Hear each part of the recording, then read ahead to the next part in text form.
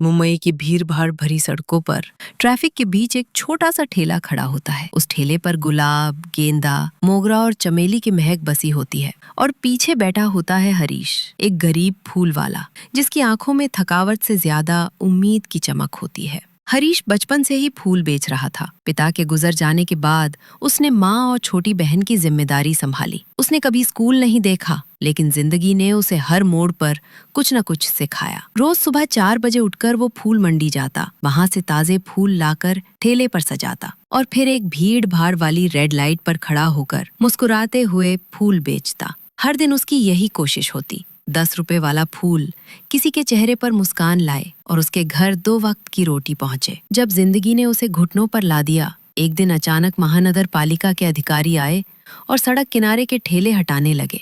हरीश का ठेला भी जब्त कर लिया गया। वो बिना कुछ कहे खड़ा देखता रहा। उसे समझ नहीं आया कि अब क्या करे। उसकी सारी कमाई, फूल, ठेला, सब कुछ चला गया।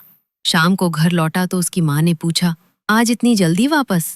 हरीश ने चुपचाप कोने में रखे थैले से बची खुची माला निकालकर जमीन पर रख दी और कहा, आज फूल नहीं बिके अम्मा, फूल ही नहीं बचे। उस रात वो बहुत रोया। पहली बार उसने सोचा, क्या वाकई किस्मत से बड़ा कुछ नहीं होता? क्या मेहनत करने वालों के लिए कुछ नहीं बदलेगा? जब हर मोड़ पर ठोकर लगी, फिर भी चलना नहीं छोड़ा। लेकिन अगले दिन जब बाकी ठेले वाले हार मान चुके थे, हरीश सुबह सुबह फिर मंडी गया। इस बार वो फूलों के साथ एक पुरानी टोकरी लेकर आया। उसने उन फूलों को सजाकर एक चौराहे पर खड़ा होना शुरू किया, जहाँ ठेला तो नहीं रखा जा सकता था, लेकिन हाथ में टोकरी लेकर खड़ा होना गैर कानूनी नहीं था। लोगों ने उसे नोटिस करना शुरू किया। वो हर ग्राहक को फूल देने से पहले कहता, ये सिर्फ फूल नहीं है, ये खुशबू है आपके अपनों के लिए। धीरे धीरे उसके शब्द, उसकी मुस्कान और उसके फूल पहचान बनने लगे। पर कहानी यहीं खत्म नहीं हुई।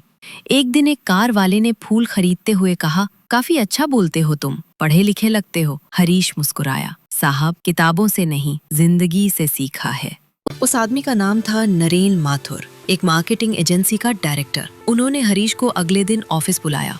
तुम्हारी कम्युनिकेशन स्किल्स बेहतरीन है, क्या तुम चाहो तो एक छोटा ब्रांड प्रमोशन का काम कर सकते हो? हरीश को कुछ समझ नहीं आया, लेकिन उसने हाँ कह दी। जब मुश्किलों में भी रास्ता बना, धीरे धीरे हरीश ने छोटी छोटी कंपनियों के लिए सड़क पर प्रमोशनल काम करना शुरू कर दिया। वो भी वही करता जो फूल बेचते वक्त करता था, लोगों से दिल से बात करना। उसकी संवाद शैली, ईमानदारी और मेहनत ने उसका नाम बढ़ा दिया। अब वो सिर्फ फूल वाला नहीं था, वो एक प्रमोशनल पार्टनर बन चुका था। कुछ महीने बाद उसने अपने जैसे 5 करीब युवकों को अपने साथ काम पर रखा। अब उसका खुद का एक छोटा प्रमोशनल वेंचर था, हर दिन की खुशबू। और हरीश वही था, पर अब उसका पहनावा बदल गया था। उसकी सोच और भी ऊंची हो गई थी। परम क्षण, असली अमीरी की पहचान। एक दिन वही श्री नरेन माथुर हरीश के वेंचर का ऑफिस इनॉग्रेट करने आए। उन्होंने पूछा, हरीश आज तुम इतने सफल हो गए हो, लेकिन क्या तुम बता सकते हो कि तुम्हारे हिसाब से असली अमीरी क्या है? हरीश ने बिना सोचे जवाब दिया, असली अमीरी वो होती है जो किसी की जिंदगी बदल सके, जैसे आपने मेरी बदल दी। लेकिन साहब, मैं तब भी अमीर था जब मेरे पास सिर्फ फूल थे, क्योंकि मेरे पास कभी हार न मानने का हौसला था। आज हरीश अपने छोटे से वेंचर में 10 लोगों को रोजगार देता है।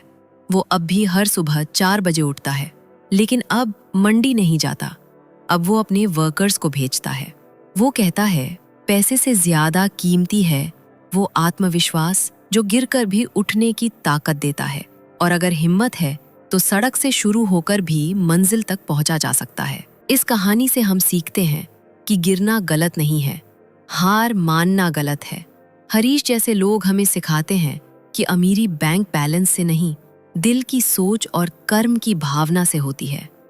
अगर आपको ये कहानी प्रेरणा देती है तो कमेंट में जरूर लिखें, मैं कभी हार नहीं मानूंगा।